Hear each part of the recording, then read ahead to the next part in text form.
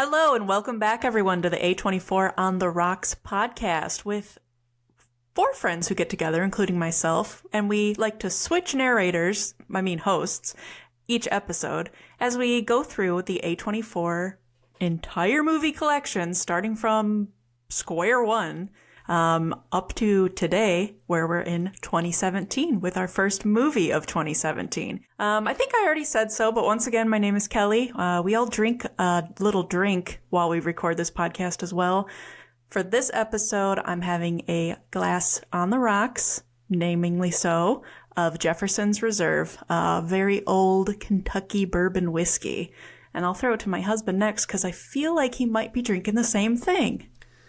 Yes, I'm drinking the same thing. Jefferson's Reserve Kentucky Straight Bourbon, very old, very small batch. Cole usually drinks the ocean aged at sea, and so that gave me inspiration to get the very old, very small batch. I was looking for the ocean aged at sea, but then the bartender or the liquor store attendant called me a gorgy cunt, and I had to go with the Jefferson's Reserve. Yeah, because to be honest, that's just a gimmick. Yeah. It sits on a barge and just sloshes around, makes it ocean aged. It's fucking ridiculous. Charge $80 for the same juice that's in the $50 bottle. Too many fights early on. I think it's... Eric, I don't believe you said your name as well. I'm Eric.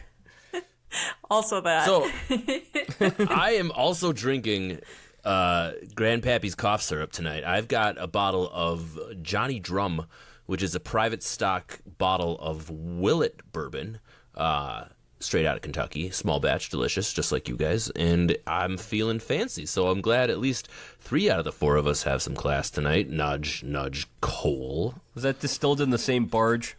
It might have been, yeah. Yeah, so my name is Cole William Whitlock Gibson. I'm currently back home in Michigan visiting my family on the farm, and I'm drinking some nice Busch Light in the special corn cob can. So representing it does the look pretty cool. I'll give you there. that. That can's pretty so. No, pretty When so. I saw the can, I thought it was lemon flavored, and I kind of felt sick. Lemon flavored Busch Light. Say less. No, it's corn flavored Busch Light.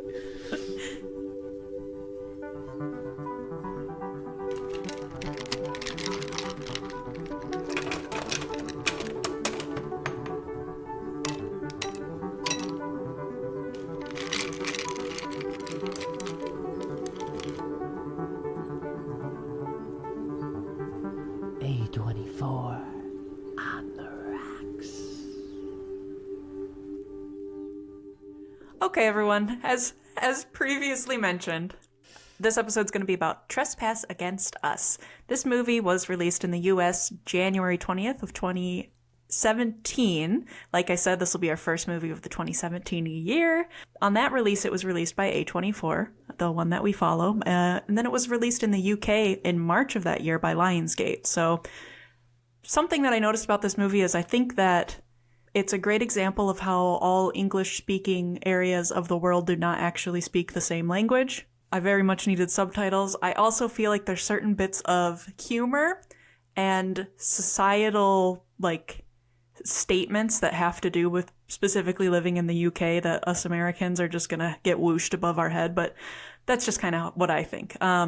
Before I go any further, I should say what Google says this movie's about, and it is, as I quote, "After an elaborate heist goes south, reluctant criminal Chad must find a way to escape the clutches of his fierce outlaw father and the encroaching police. With enemies everywhere, will Chad be able to find help?" Period, not question mark. One more thing that I want to state before I start passing it over to you guys is that this movie is directed by Adam Smith. It's his first feature film directorial debut. Before this, he directed some TV episodes, including of Doctor Who, and was voted Best Director by the readers of Doctor Who magazine. He did some tour movies for bands, including one that he works really closely with, which is the Chemical Brothers, and directed many commercials for big brands as well, including Nike and others. So this And British Degrassi Skins. Okay. That's basically the British Degrassi. Skins is well acclaimed. I didn't pick that one up, but I'm glad you mentioned it. So that's all huge. So this was his movie debut, and he got 2 really big names for it, Michael Fassbender, Brendan Gleeson, among others that we all probably recognize, especially from other A24 movies. With all this said, and with the kind of summary that Google gives us, I think that a big part of this movie is the tone. And with that summary I read you about, they're running from the police, they've got a crime father, they've got this and that. What kind of expectation did you have about this movie? And then how, when it opened up, were you, like, accurate? Or did it kind of go a different way than you thought? Cole, I want to start with you. Yeah, so I kind of liked the opening scene with them, running their car through the field chasing a rabbit. I liked that opening scene. It did not fit the vibe of what the synopsis of this film was about, more of like a dark, kind of gritty, like you read the synopsis and you think, okay, this is going to be like a slumlord kind of crime family thing. And then it opens up at a very nice, beautiful field, and they're just driving their, like a Subaru Outback through the field, chasing rabbits and having a good time and whatnot. So, I like the opening, but the vibes definitely were much different than what I thought. And I will say it seemed like the vibes throughout this whole film kind of subverted what I thought they were going to be, and lots of changing vibes throughout this film. I had no idea why I made this connection, and it didn't stay with me past maybe the first 10 minutes or less, but it was kind of reminiscent of The Rover in a way to me, where I thought that this could be a tale with the similar kind of grungy type people and living on the outskirts and the outback in a way, even though it's in a different area. But that certainly ended up going a different way. Kevin, do you want to kind of weigh in on what you thought this movie might be and kind of what it was? Yeah, so I kind of, going into this, thought it was a different scene in a different movie from something that I had seen on the internet, which I think is something called In Bruges, which is a Colin Farrell movie where he's in crime. Bruges. Thank you. What is it?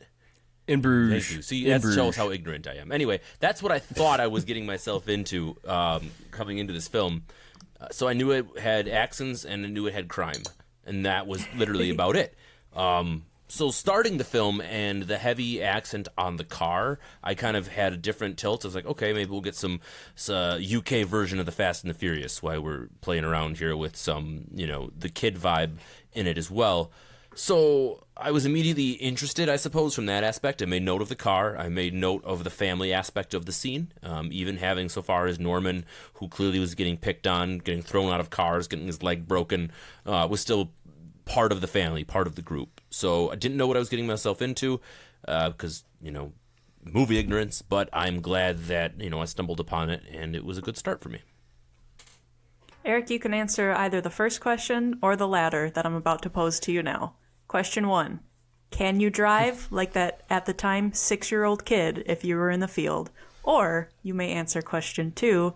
What did you think of this little town that they're living in and all of these mobile homes? And what was your kind of general feel from the kind of set design of our main family that we're going to follow? Well, question 1, no, I had way too much anxiety driving up until I was even 18. That Kevin actually helped me get my driver's license when I was up in Marquette.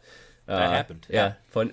Yeah, I literally tried. I failed my first one because of parallel parking, and then I tried again and got parallel parking right. And I got 0 points off on my driver's license, so I thought I was some sort of fucking driving teacher. You needed to charge him. Right. Well, that was wholesome. Missed opportunity. Yeah. Because that was so wholesome, now you may answer my second question. This little, I don't know how they found this field in the middle of England, but it's so interesting that they just set up a bunch of RVs in the middle of this secluded field where not even the cops can find them, at least for a while. And that's pretty cool, I guess, that's even possible in today's day and age, that you could set up a whole RV park by yourself and probably, I think they were avoiding taxes. That's kind of what I thought. I didn't see a mailman dropping stuff off. So, pretty crazy and cool concept to start this film. And I do want to, one film I thought this reminded me of, like, right away was Animal Kingdom, which was an Australian film about an Australian crime family, and this came out after that, so I thought they were, like, kind of trying to do the British Animal Kingdom, because I also read in the credits that the Animal Kingdom production company had a part of this. I don't think they're related, though. I looked up later that they're not related. So, yeah. And also, I love Michael Fassbender and Brendan Gleeson, especially Brendan Gleeson. He's been in so many great movies.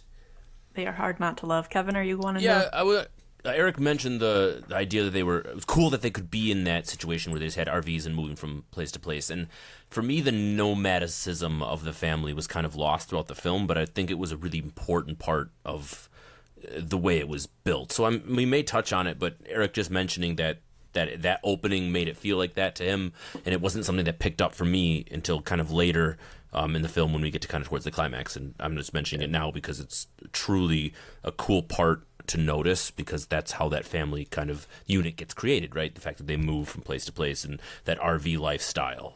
So that's cool that we got that right off the bat.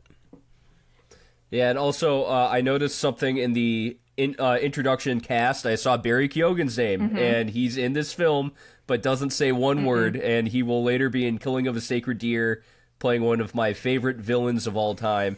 And it's so interesting seeing Barry Keoghan in this situation with long, kind of swooped over hair, knowing what he'll become later. Not in this movie, but in another movie. And me having no idea what the hell you're talking about, and I can't be so more excited. Yes. Well, it's cool, too, because Barry Keoghan and Brendan Gleeson were both in Banshees of Inisherin most recently in this last year. So it was cool to see, like, years ago, both of them were in this movie, even though Barry at the time didn't speak any words, and then later is going to become an actor who steals my heart away. But it was really nice kind of seeing him in there. It felt like a cameo, but like pre-fame cameo, if that makes sense. I was going to say, too, what you said, Kevin, about, like, they could have been more clear about this being, like, a nomadic family, and that's kind of what it is, that they are a family, not all blood related, but it looks like they've been in that spot for a really long time, just by the amount of, like, debris and garbage that has piled up, that I thought, like, they were there always, until we get later in the film, and the godfather of the family says, all right, it's time for us to haul up and move out, and I was like, oh, this must be the first time that they do that. Then later I read about the movie, and it fills in all these gaps that I feel like I wasn't given throughout the movie. Does anyone kind of agree with me on that there was, like, gaps? That's what I was trying to lead toward without going too much. That's exactly my feelings, 1,000%. Yeah, like, the heists in this film, I know we don't want to jump too far ahead here, but, like, the one big heist, I was left wondering what happened to all the stuff they stole. Who did they sell it to? Where do they make their money? Like, how do they make their money? Like, after, it seems like they rob houses. Who do they sell all this stuff to? Because that's, like, always a big thing with heists. It's like, you gotta, get rid of the merchandise. Yeah, everything in this film seemed very, like, half-baked. Like, yes. That's a good description. That's a really good description. They're a nomadic family. You never see them move, but they're there. But they did at one point. They so did. That's really important. Yeah. And they've also been there long enough to know the names of a lot of the pretty inept police that try to chase them down. I want to hear kind of your guys' thoughts on the police, how they were portrayed, and the way that this family kind of has a weird relationship with them. Eric, do you want to kind of talk about the police in this movie?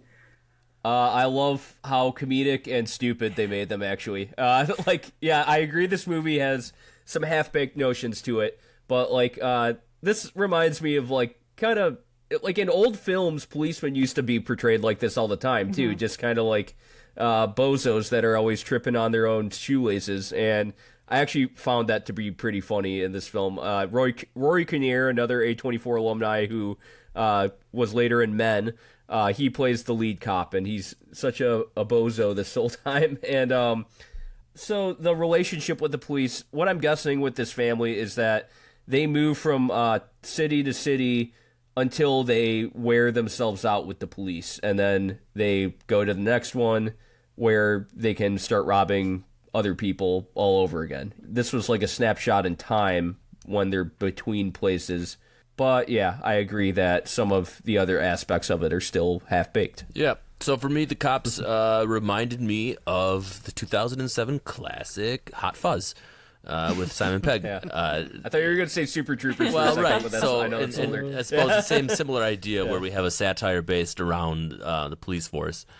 They did get their comeuppance, right? They did get their one-up when they finally get what they're looking for and whatnot, and vengeance for the poor dog and things. But for the most part, you're right. They really came across as completely inept. You could just drive around them if you wanted to, or just swear at them a bunch and then leave. It happened multiple times, and it was just very clear that that's kind of the direction. You wanted to be cheering for the family and not for the police force. And that kind of message was through the entire film. Yeah, and did anybody do any research on like Gloucestershire, how they are as a city? I looked up the tell us. place on Google Maps. That's as far as I went. Did you look further? Gloucestershire? Gloucestershire. We're Is sounding that so how you say American. it? I was going to say Sorry Gloucestershire. to our British fans. They're western, the western side, right? That's what they are, Westerners. Yeah, it seems like they're kind of like an older factory town with a lot of slums and stuff, you know?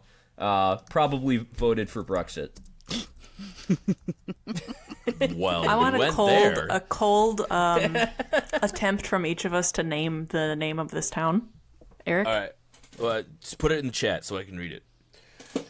And I was right, though. Gloucester voted to leave, so my stereotype was right. You So. definitely pronounced it wrong there. that Well, no, wasn't even that's they shorten it in this film too to just Gloucester. Okay. Gloucester. How can you even hear half of what they Gloucester, say sure. in this film? Okay. I turn on subtitles. Oh, I didn't do that. Cole, I thought I was give going for an me adventure. your attempt at saying this town. Gloucestershire. Yeah, I'm also. That's what I said, but I Gloucestershire. think I'm there. they Kevin, say you got it with anything way better? more ease. I thought it was Gloucestershire. Worcestershire sauce. Gloucestershire. Yeah. No, Gloucestershire? Worcestershire? So I definitely thought with the cops, like, this story seems so unbelievable from my American lens because those cops are like silly and goofy with them, and then when this family who lives outside the government has the audacity to ask for the government's help in finding their children and for keeping their constantly skipping children from school, that sentence didn't make sense, but you guys know what I mean. Trying to keep their kids in school when they don't even have a good attendance or anything is just like kind of baffling to me, but I think that might be the point. But also just by the time that the cops have kidnapped your children for the full day, at that point, like, I don't know, they would have done a lot more, I feel like, if this same story took place in America. But that said, there's a vendetta from our police because their police dog gets killed by our main character. And it's also not the first dog death in this movie before it's even halfway through. So my question that I want everyone to answer, starting with you, Cole, how many dead dogs in a single film is too many? Well, usually I would say I would limit it to one. Because if there's one dead dog, it's probably like the main character's best friend in a post-apocalyptic film, and he's got to kill him because the dog saved his life, and now he's got to put the dog down. Something like that. Like, that's okay. Or like an Old Yeller, even though Old Yeller is just a whole movie about being sad about a dog that dies. But this movie, you like never get attached to any of the dogs, and they're just like, hey, this kid's got a dog, we're gonna blow it up. and then you move on and you're like, And hey. then the kid just goes, dog's dead. Yeah. And then the cop, the first time you meet the cop, he's like, yeah, I got this dog, her name's Trousers, I think. And then the very next That's correct, very next scene, Trouser gets choked out by a jacket, and you're like, okay. But thankfully, everything goes back to normal because there's a puppy at the end of the movie. Like, so and that's weird. the point that I want to make, is that this whole allegory of the dog from the beginning of the movie all the way through, is allegory even the right word for this? It's like the thematic point throughout this whole movie where we're talking about innocence, right? And the children being this driving force of what the entire plot's involved with. Their protection, their future, whatever happens is the focus of the children for the most part. And this dog without it, we don't get our final scene, right? We don't get the motivation for what seems to be everything is this happiness of the children, which is represented in a dog. So the choice to have the deaths of the dog is very interesting to me because it was such a powerful, or at least not powerful, and intentional message in this movie. And to have two different instances where you have meaningful dogs that are killed and still have a dog being a redeeming factor is just an interesting choice. So I think the director had something out for the dogs and was trying to use it even for, well, I don't know what it was, but that's my opinion. Yeah, killing dogs is a choice, especially when it's in a movie. Especially. Right. Yeah. Eric? Especially when you're involving kids' dogs. Right. Like, Yeah. It was like, why? Or police dogs that are clearly like more than dogs. Sorry. It was a choice. Exactly. So the main theme I thought this movie was going to try to get across was our main character trying to get individuality from a toxic family situation. Like, I thought the whole point was him trying to get away from his really toxic, fucked up family and this crime family that he's in. That's where the half-bakedness kind of comes in, is, you know, as we get towards the ending, it's not really about that at all anymore. It is about the innocence of the kids. It's kind of sad, okay, because I love Brendan Gleeson, and I actually like his character in this. I like the thought of, like, a very Christian, anti-intellectual crime patriarch, this British, like, gangster living out in an RV park somewhere, robbing random people, quoting Groucho Marx but thinking it's Karl Marx, blessed are the cracks. That was a great line. And I actually looked up the whole line. Yeah, he says, blessed are the cracked. Well, he was talking about Gummidge, or, you know, what our main character calls Gummidge, or, yeah, his little brother. He says, blessed are the cracked, and the full quote is, blessed are the cracked, for they shall let in the light. And actually, that's Groucho Marx, not Karl Marx, which is still pretty hilarious. And yeah, I just, like, felt like they were setting us up for, like, a movie about getting individuality separate from your family. And it wasn't really about that at all, when I thought, yeah, our first hour was setting us up for that. Well said. You touched on 3 different topics I want to get us into, but Cole, it looked like you were going to raise a finger during what Eric was saying. Yeah, I was just going to kind of reiterate that the concept of this film really intrigued me, and I really liked the characters that were in this film, but nothing kind of reaches like a resolution or a climax or really it kind of, they go down a path and that path dies and then a new one forms and then that one dies.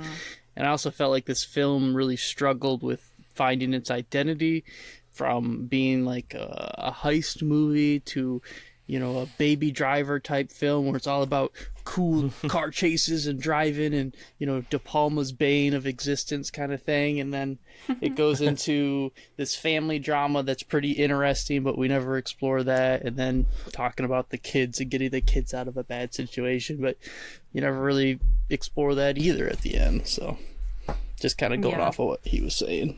100%. I definitely want us to. Kevin, do you have something to say? No. I'm waiting for you to ask me a question because I don't know what I want to say about all this yet. So I'm going to sit on So it. I kind of I have big questions, I guess, that this movie kind of brought to me that I just thought would make good discussion topics. But as far as like this movie goes, because I figure I should finish up the discussion on the film first. But I agree with everything we're saying, kind of like half-baked.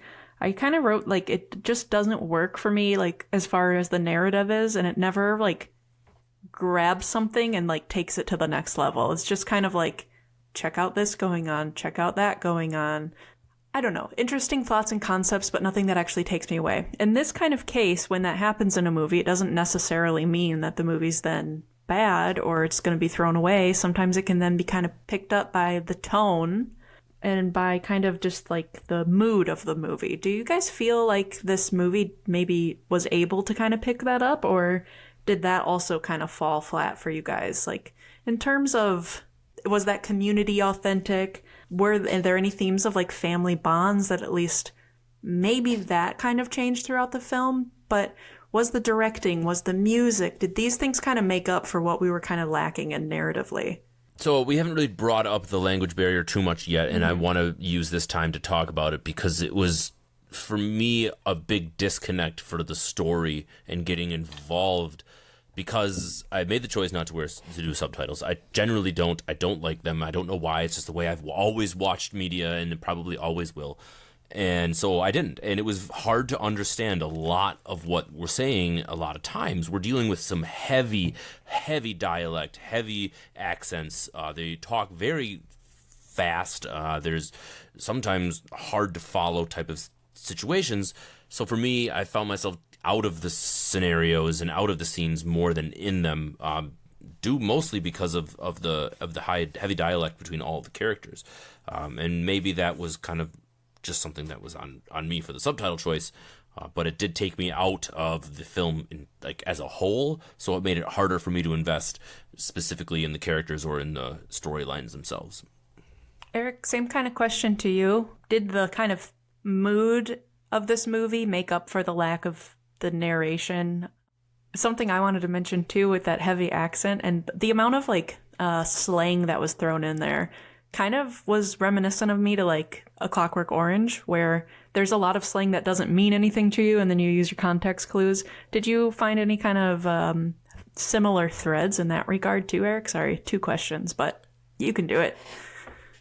Yeah. Well, I thought the slang was actual slang that British people would use. I don't think it was made up, right? But the directing and writing of this film and the tone of it, again, it reminded me. So since you guys haven't seen it, it's hard to paint a picture. Remind me of Animal Kingdom a bit, but actually a more lighthearted version of it. So the first the first hour of this film, I got very serious themes. I got a guy trying to get his kids away from a horrible situation, and then the last 45 minutes, it was stick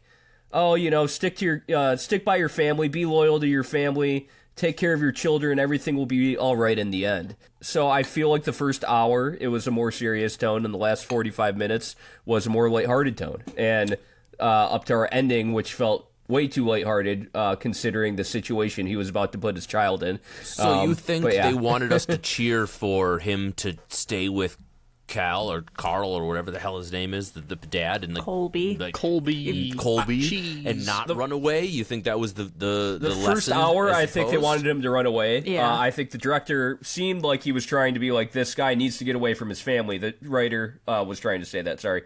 And then the last 45 minutes, I felt like it was more about sticking by your family. They will always be there for you in the tough times. Because Colby, I think, kept kind of coming back to bail him out in a way, right? I mean, not even bail him out, but yeah. I know we don't typically wait till the end to talk about the final scene, but them even showing up at the tree at all, that whole it was thing is we're here right. for That you. kind of is they're there for you no matter what happens type of deal. Yeah. Which kind of is sad if you think about it, because that just means don't try to escape your generational entrapment. Trauma. Just might as well just give into it because that's all it's ever going to be. Right, now he I'm says, thinking about this completely different. I am your dad after all. Yeah, on that phone Yeah, call. and he kept saying that. And they show the zoom in of the Colby plus Chad in the tree, reminiscing of always climb somewhere safe with your dad. Yeah, Oh, come and on, man. the way that Brendan Gleeson played the character, I think in the first hour or so, he seemed like he had a very sinister undertone to him.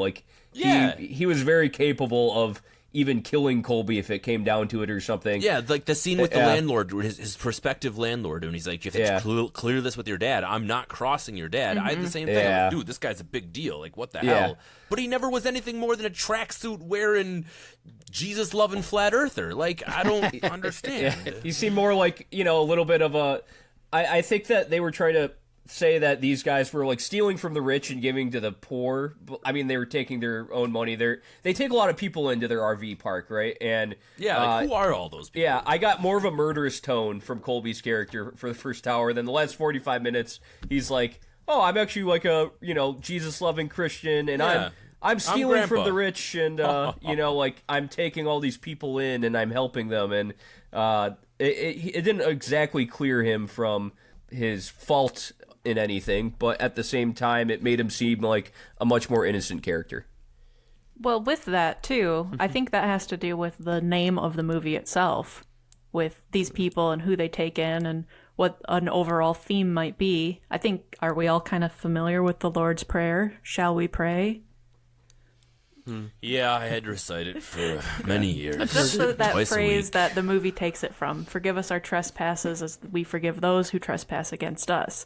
In that kind of frame, and in this movie and the character of Brendan Gleeson, they are the ones who are supposedly trespassing against us, correct? Am I right in thinking that's what I'm supposed to interpret? I think the final line of correct. that prayer is important too, though. And lead us not into temptation, but deliver us from evil. Which Yeah. I think Colby believes that the temptation is to leave the family, to be away from them, and the evil to be delivered from is that side of it. Okay, so too. the actual line here, sorry, I was looking, I wrote it down. He said, you got to stand up against these cunts so they don't trespass against us. Right. So actually, Is it the us actual, trespassing against them? I think it's the cops. Is it and, the government? Is it society, is the it- cops, Yeah, everybody. society. Yeah, The exactly. mayor. Yeah, like Teachers, the rich the people. school, Big brother. all of it. Is it the Yeah. stabilized society, the one that isn't nomadic, the one that pays And that's- taxes? Yeah, well, like, so they robbed the Lord Lieutenant of Gloucestershire, which I looked up. Gloucestershire is the county in England, and Gloucester is just the city. So Wait, do they ever- It's just Gloucester is the city. Gloucestershire is the whole county. Did they ever But mention who they robbed, or did you read that? yeah, the Lord Lieutenant of Gloucestershire, they mentioned it. Yeah, and he remember that. he had a bunch of, because Rory Kinnear, the cop, he was saying, like, you know who you robbed? You know, the Lord Lieutenant. And I guess he had a bunch of, like, private art and antiques, which is, again, well, you just see the house get lit on fire, and we don't see them, like, running away with all this loot. So No. what happened to all that? We don't see any They loot. loaded up several duffel bags into the car Did they? before they drove Yeah. away. Okay. And then when the They all friends had a roll bag out- in their hand. All right, maybe I missed that then. Okay. I was thankful that the police officer also explained to me what the significance of that role is, and Yeah, the me fact too. that That was good. Yeah, they appoint all the judges and everything like that. So it means we'll never stop chasing you for real now. You're fucked, brother. Yeah.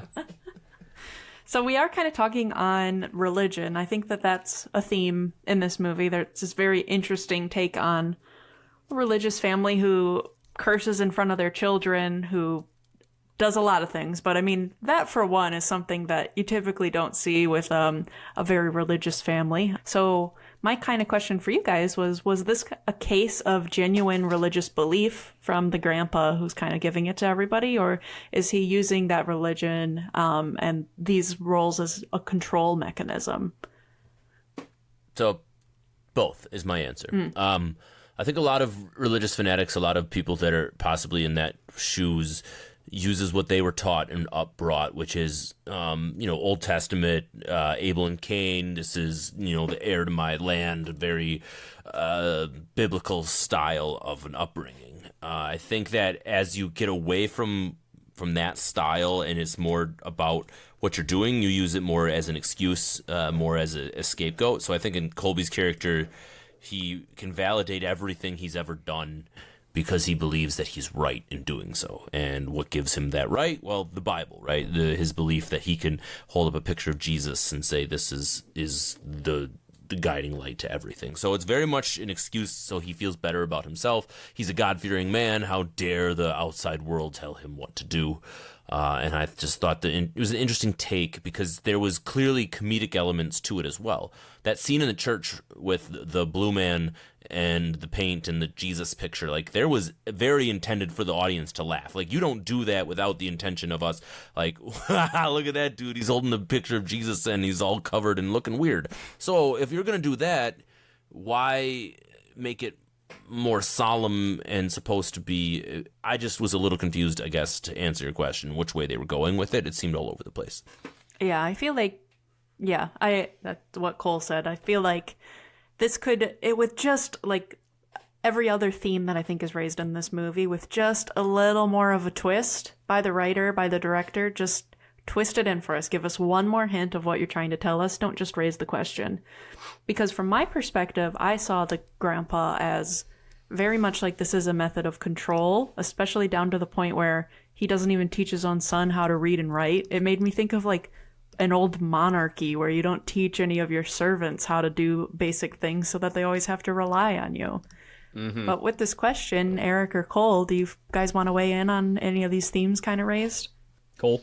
You haven't talked in a bit. Yeah, I mean, I think it was 100% just a control method. I mean, he talks about how that you don't need to go to school, and he misquotes everything from the Bible and uses it all as kind of pandering and getting people to agree with, his way or his control of his almost like a cult in a way, but it's a crime family, and he obviously preys on the less fortunate. I mean, some of the that I can't remember the guy's name though. The one he painted blue obviously had a lot of issues, and Gordon. I think. Gordon. He brought him into the family. Clearly not. Oh, I thought Gordon was the broken leg guy. That was Neil. Neil. Norman was broken leg. That... Gordon, you're right, was the simpleton. But yeah, it's like he brings in these guys that clearly have issues, just to use them as goons for his gang, and his poor son, obviously can't read, can't write, can't do any of that stuff, and it pops up a couple times throughout the movie, and he's trying to give his kids a better life, and his grandpa's trying to, keep it from happening, keep control over all of them. So certainly, Eric, you got anything to say? Agreed. Yeah, he uses it as a means to an end, an excuse to kind of get people to do what he wants them to do, and make it seem like there is actually some moral justification behind the crimes he does and the way he lives. And also, I totally agree. Like, he made sure that his son couldn't read or write, so that he would have to stick with him in the crime family and use him to do crimes for him so that he could get more money.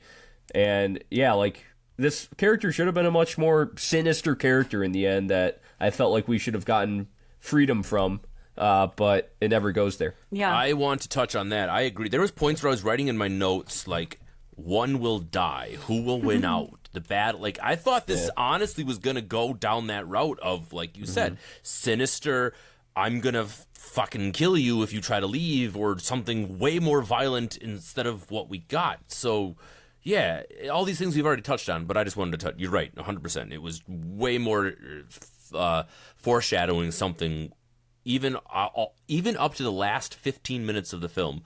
I still thought it was going to end in something way different than it ended up doing. Yeah. Well, let's talk acting chops between these two characters, too. Between Brendan Gleeson and Michael Fassbender. Two huge names, powerhouses. How much chemistry did those two have on screen? And also, how did they have access to a public pool? Cole? I mean, I really liked Gleeson, and then Fassbender, he's always been, I've always enjoyed him, even in terrible movies like Slow West. So... and then, hey, you leave that movie alone, all right? No, he's right. He can keep talking. Yeah, getting those two together. Go back and watch episode Eric insert here. Sorry. Yeah, getting those two together, I thought was awesome, and I thought gave this film a good fighting chance with their chemistry, acting chops, and all that stuff. I mean, we've seen Gleeson with the guy from Lobster. I can't remember what his name is now. Colin Farrell. Yeah, you see those two, and Fassbender's, I feel like he kind of slotted right in there, and they kept the ball rolling, which made it disappointing that it never really led to anything of substance or value with their portrayal of these characters. It just felt, I don't know, it just felt unfinished and half-baked, I guess, is what I keep coming back to, but they did a phenomenal job. I just wish they had a better story to tell. Mm-hmm. Eric, I want to hear from you on their kind of acting chops, and also, will you please weave in Lindsay Marshall, who plays Kelly Cutler, the wife, in this movie as well? I thought actually Michael Fassbender and Brendan Gleeson were pretty good actors in here. Like, I was sold on their characters. Like I was saying with Brendan Gleeson's character, the sinister undercurrent of him. Michael Fassbender playing kind of a complex guy, like saying, part of me, like, is indebted to my family. The other part of me knows that I need to leave my family, or leave my extended family so that my immediate family can be safe, and so I don't end up in jail. And then actually, so I also looked at Gordon, the guy that plays Gordon. His name's Sean Harris. Mm-hmm. He played King Arthur in The Green Knight, so another A24 alumni there. Rory Kinnear plays a really fun, dumb cop, and I really actually enjoyed his character as from a comedic aspect. And then Lindsay Marshall as Kelly Cutler. I liked her. You know, like I don't think we got much more from the writing from this film to give her a more complex and interesting part. Like, she kind of just plays the naggy wife in this, and she's just kind of like saying, I want to get out of here, but like, and then we figure out that she's been stowing away money too, and actually, you know, kind of lying by omission to her own husband too. And I never got that like side from her until we saw it, you know, until we actually saw her like putting money away at that one point. And so I just think the writing didn't allow her to be more of a complex actor in this film. Yeah, I don't disagree with you. Kevin? I agree. Yeah, exactly. I think that her character, for me at least, had moments where I truly did feel sympathetic for her, where I was, what would I do in your scenario? Or the mom side of you wanting to win out versus, you know, how you fell in with Chad Cutler, or how the relationship got to where it is. And even in that final scene, right, I actually enjoyed that, where, you know, he screams down, you know, I fucking love you, Kelly, like whatever that is. Sorry, the cat distraction. Either way, I thought that there was moments where I did feel something in the scenes that she was involved in. So I guess I'll give her that. So maybe a counter to the naggy wife for me, but for the most part, again, echoed, there wasn't enough for her to really be flushed out in any real capacity. There was a scene with her and Fassbender that I thought was something I wanted to mention. And it was a directorial choice that I quite liked, was when the kids just go missing all day, just casually, just disappear. And then they can't find them. The first thing that they're going to go do is ask the grandpa where they've been, finds out that they aren't with grandpa. So he comes back to the car, and for the first time, a conversation between them is just inaudible to us, the viewers. And we're just looking into the car and seeing their faces, and the devastation actually kind of like hits in. And then with the removal of words, it's just a raw emotional play at that point. And I thought that was a really powerful choice from the director to kind of show that scene that way, because that's an unspeakable fear as someone who has no children. I couldn't even imagine how that would feel. Do you guys have like a spot in the movie that kind of stood out to you as something that was like, oh, I'll remember this. This is a little tidbit I'm going to take away? I remember the really bad wire work for when they jumped off the tree. I thought that was pretty bad. Yeah.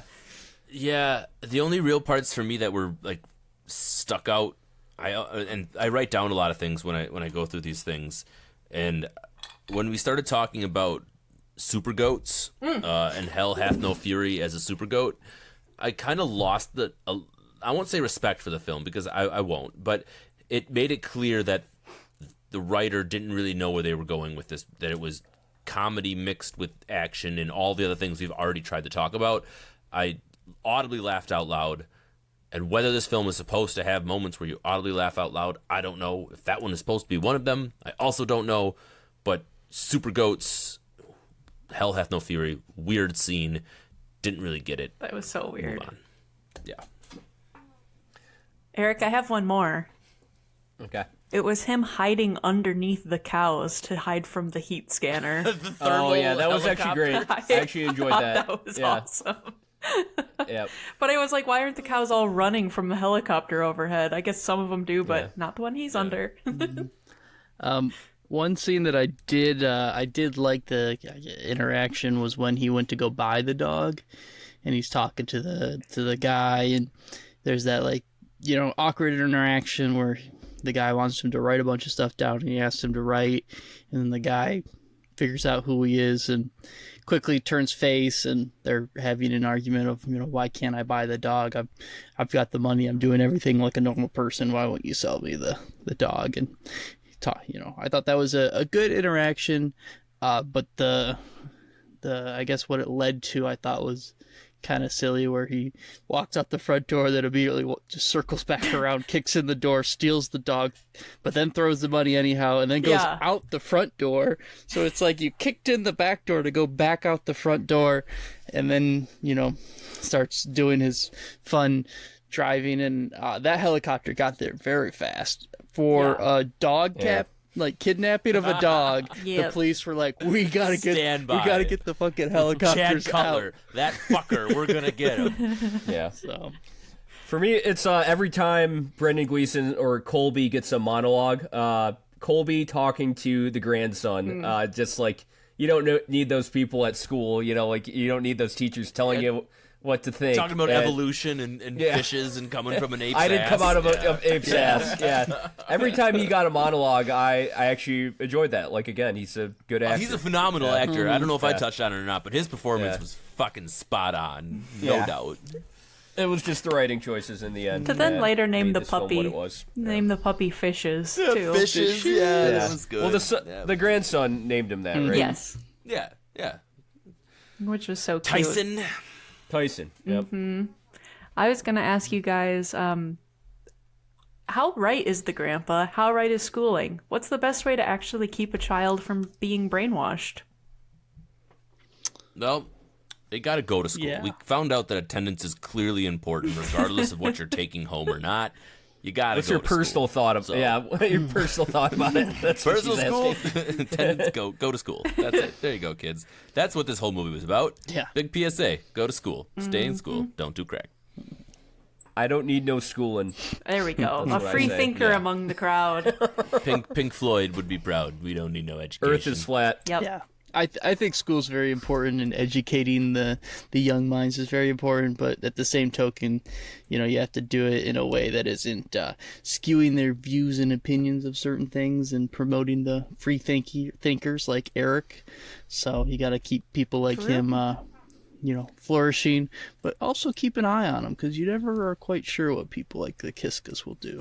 So Yeah, if I had the chance, I would brainwash every child that I could to grow up as a vegan. So, well, yeah. Next thing you know, it'd be There's better a for global them, though. cabal. next thing you know, we're all a bunch of globalists. communists, and Eric's happy, and no one's delivering mail anymore, and we're all just no one owns anything. I'm moving to the commune, so it's fine. There's a global cabal of globalists that traffic young children and eat them for adrenochrome. That's what I think. All right. Your audio got adjusted there for a second because they're trying to cancel you because they know you're talking. Oh, fuck. Now we'll never get a sponsor. No. Fuck the elite. Ah. All right. I have probably a final question before we get into our reviews, unless you all have something to weigh in before then. But part one, my final question. Are any of you a big fan of the Chemical Brothers? Or familiar enough with them that you could talk about it?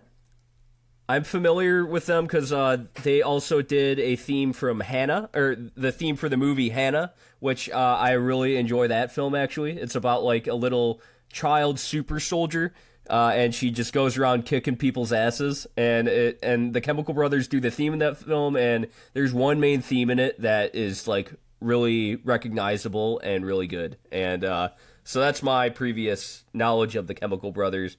But then I looked them up, and it seems like they were pretty big in Britain. They were friends with Fatboy Slim, I think, and even friends with Oasis, too. Of course, So, right? Yeah.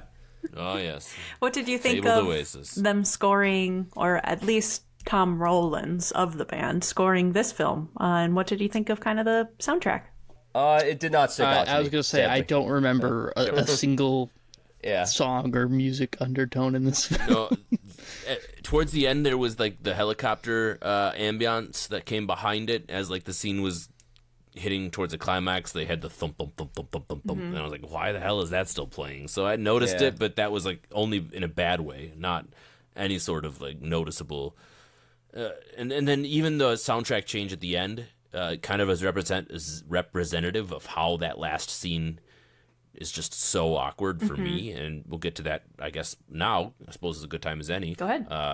But that final scene, right, we get this climbing of a tree and this return to childhood and this light as a feather type of thing where the whole film leading up to that point, at least Cole was happy and it was only 90 minutes long, but it really just was so jarring. It was like, wait, what? How? Why did we decide to go this route? And then all of a sudden it was over. And I was at least thankful for that part. I did not like the final scene at all. I thought that it was a poor choice. It felt like it was a lazy decision. They ran out of ideas. They didn't know how else to finish the film.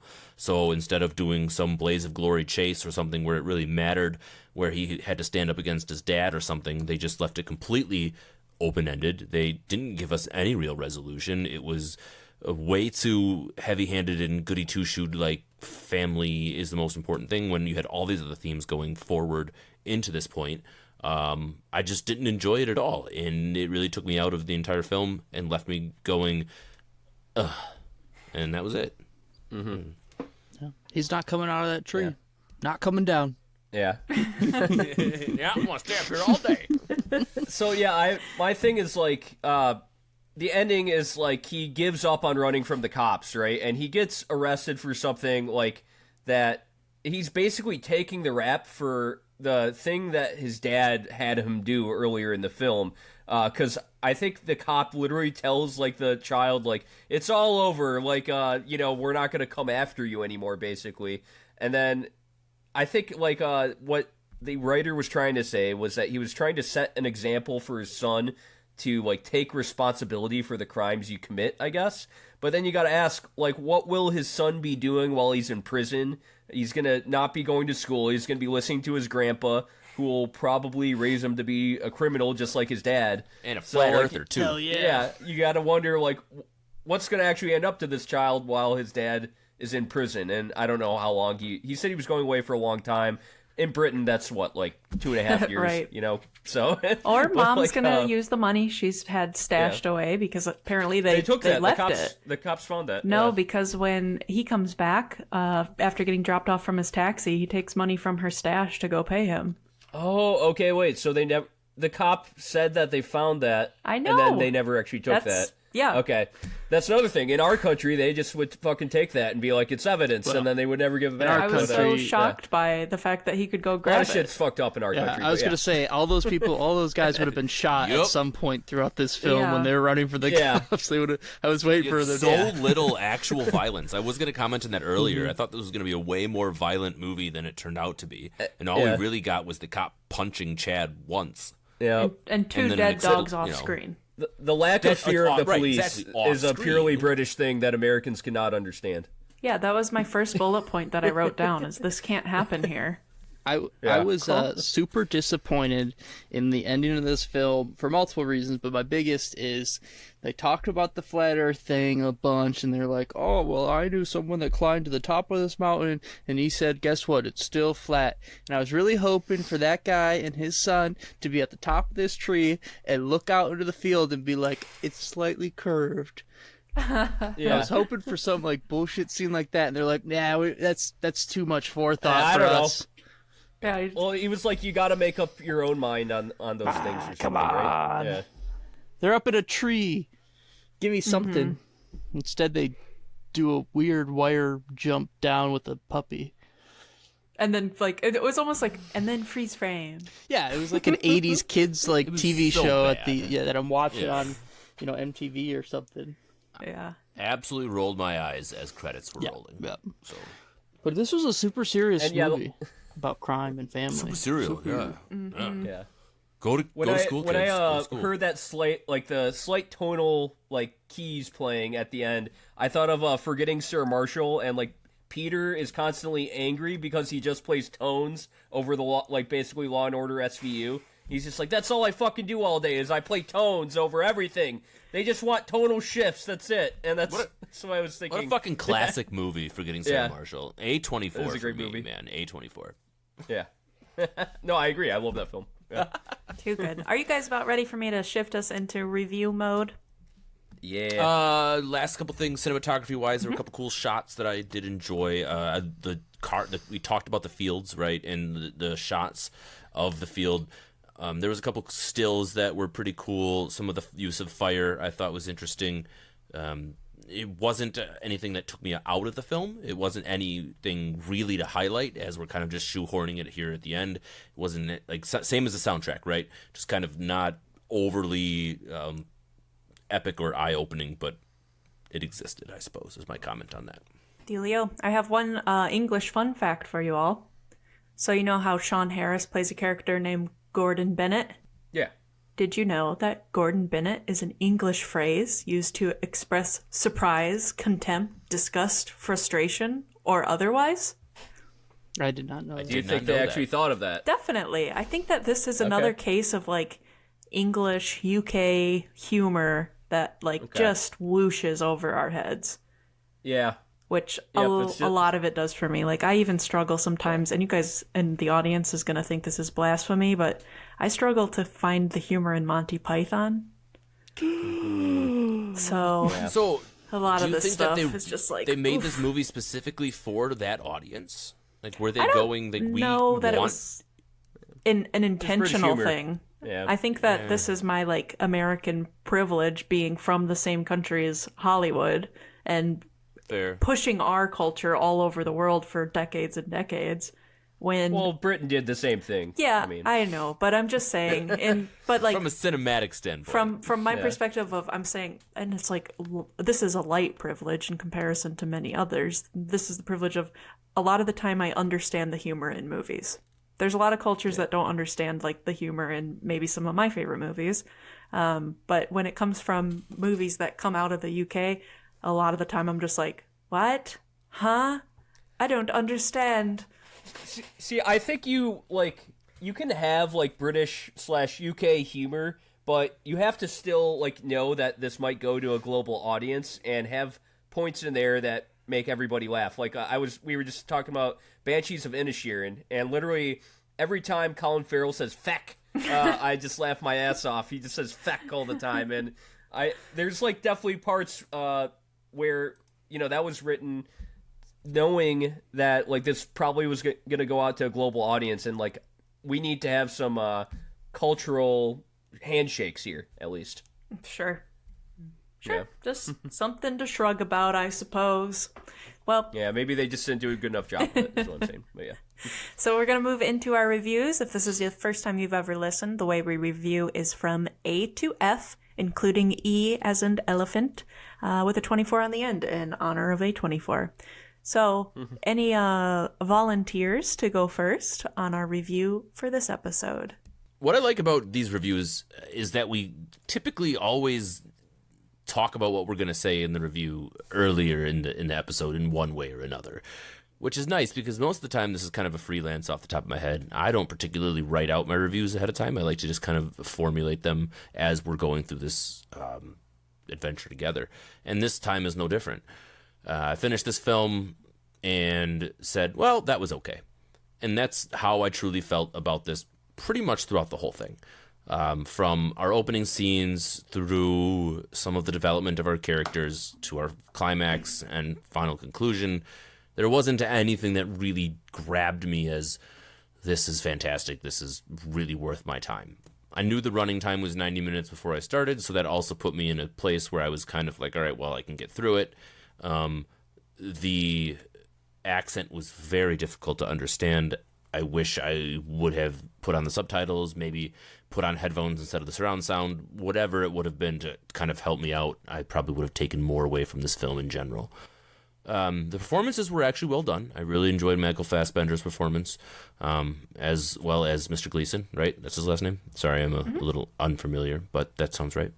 I do like that both of those guys attached themselves to a brand new director who was doing his debut. I thought that was a cool thing as well, regardless of how I felt about the rest of the movie. That decision by them to kind of put their names on the line for somebody who hadn't had a proven body of work speaks volumes about them as actors and kind of just them in general. I thought the performance by the kids was pretty well done. Tyson had some cool scenes. He definitely had some heavy weight on his shoulders as being kind of a driving force of a lot of the themes throughout this movie. So having the bebes, as they called him, they did a pretty good job of making that a really important part. Overall, I feel like I would not recommend this movie necessarily to anyone unless they were doing the A24 completion project. You don't really need to go out of your way to see it. There's, unless you're a Michael Fassbender stan, which I know there's a lot of people out there that are, you could probably see it for that version. But for all those things, I think I'm just going to give it a C24, right down the middle. Nothing great, nothing terrible, just was a film, watched it, and now we'll move on. Fair. Eric, I'll let you go second. For sure. Yeah, like I was saying before, this film was actually really intriguing from the start and had some unique characters and a unique concept, like British gangster family slash just a gangster family in general itself isn't a very unique concept, but a British gangster family that lives in the middle of a field and their own made-up RV park is unique to me, and I did like that. It brought me into a world I haven't been to before, and I liked the heist, actually, and I liked running away from the cops, like the whole heist getaway scene. That was actually really action-packed and fun. But then again, this was just quite an uneven film for me. It just didn't take it home for me in the last 20 minutes. And this reminds me a lot of Son of a Gun, the first film we reviewed last year. And I gave that film a C-, and so that's where I think I'm going to end up with this film. C-, like if I was talking to people that hadn't seen it, I would recommend it, especially if you like Brendan Gleeson and Michael Fassbender, but I would tell them not to expect too many fireworks in their little noggins. I like that. Cole, I'll let you decide. You or me? Who's going first? I'll go. Yeah, so with this film, I was not the biggest fan of it. I felt like the thing that annoyed me a lot with this film is they had good actors that did well with their characters in a very interesting set piece, and I was excited to see what they were going to do with it. And they didn't tell an interesting story at all. They tried to do too much. They went multiple different directions, too many tonal shifts. They didn't seem to understand exactly what they wanted to accomplish with this film. From the, the over-the-top car chases to weird comedy thrown in the mix to going to a serious family dynamic into, a movie all about a puppy, essentially. So I was, I guess, overall just kind of disappointed in this film. I was really hoping for something a little bit more unique or interesting to come out of it. I don't think I could recommend it to anyone. I just don't see what kind of value it would give. There's nothing unique or interesting about this. It honestly comes across boring. Yeah, I think that's kind of about it. I'm going to give it a D24. Fair enough.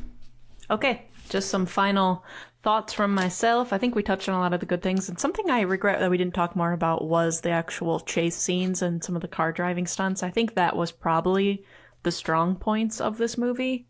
But as far as all of my detractors, let me go through that list real quick and before I give you the review. I think that this movie was, in general, just forgettable. I'm not really going to think about anything except maybe for hiding under the cows. It's a shame of the potential that this movie could have with a kind of interesting premise and a lot of talent.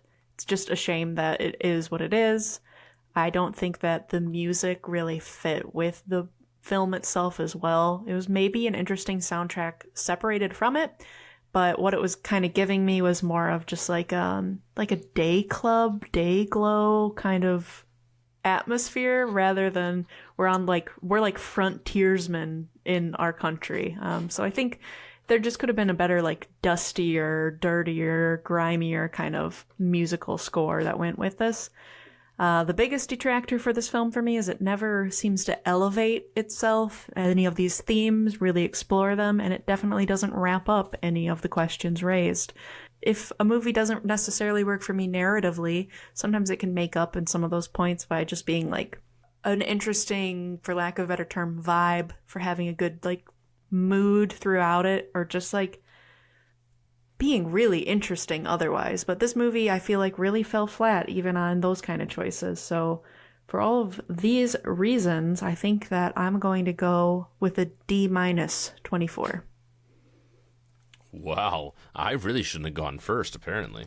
Don't ever doubt yourself. Don't judge yourself. Well, Yeah, I don't know, but I ended up feeling more critical, and then I give it a C. Is like, is C a good thing? Is C not a good thing? Should we alter it to a C minus? I don't know, and I'm somewhere between a D and a D minus, but then I thought, like, Michael Fassbender's in here, and he couldn't even save it, which means he did his best, and still I really disliked my time watching it. Also, did anyone else think Moosh was an actual character, or Mush? At first, or I thought it was somebody who call. lived there. Yes. Yeah. Like, and then everybody was a Mush all of a sudden. Yeah. I'm like, wait, When I what? thought they were the Cutlers. I'm really confused. Yeah, there's just so many of those little things that I just couldn't understand, even towards the end of the movie. I was like, who are these? Like, you heard me earlier, like Colby or Cal or who the fuck? Anyway, I digress. Watch it if you like British comedy or British action or whatever the fuck you want. Well, it's Crime not- thrillers, not- indie crime thrillers. It's not or any of family those, though. dramas. It's just like You're right. So listen to our review and then watch it. I don't know. Moving on. Watch this movie if you love dead dogs on screen. Oh yeah, that's not.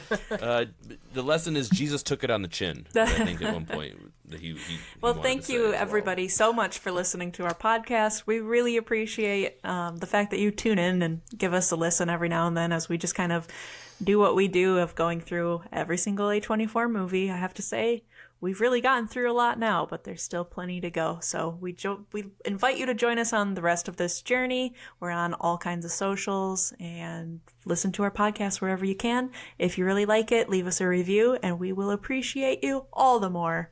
Thanks so much. Just your favorite bourbon, since we're all drinking it except for Cole. one day I'll have it again. I love you.